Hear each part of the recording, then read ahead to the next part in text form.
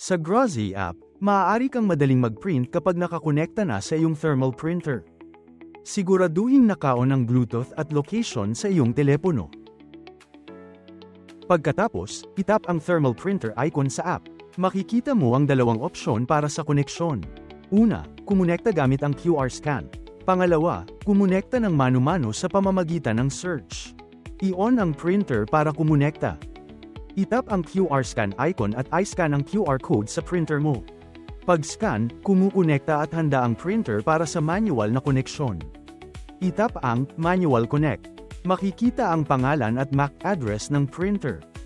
Para makita ang MAC address ng iyong printer, gawin ang self-test print tulad nito. Itugma ang MAC address sa test page, tapikin ang Connect.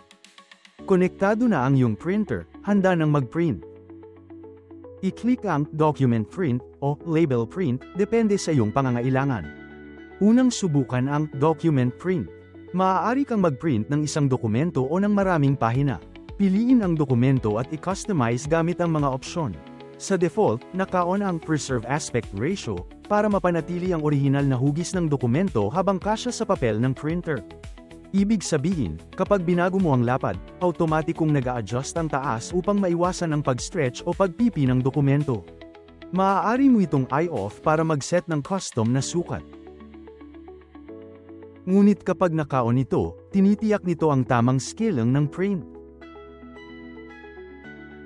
Maaari mong i-crop ang dokumento gamit ang crop na opsyon. I-adjust ang lapad at taas ng papel at piliin ang start at end pages kapag nagpiprint ng multi-page na dokumento. Maaari mo ring i-rotate ang dokumento sa pamamagitan ng pag-tap dito. Sa itaas na kanang bahagi, maaari mong piliin ang all pages upang ilapat ang mga pagbabago sa lahat ng pahina. Kung nais mong baguhin ang partikular na pahina, i-uncheck lamang ito. Maaari mong i-save ang settings kung kailangan. Sunod, i-click ang Print Preview na button upang magpatuloy. Dito makikita mo ang Color Effect na opsyon na kailangan lamang sa pagprint ng larawan. Maaari mo ring piliin ang bilang ng kopya, i-adjust ang printer density, piliin ang speed, at i-set ang contrast. Kapag nakaset na ang lahat, itap lamang ang Print para makakuha ng malinaw na resulta.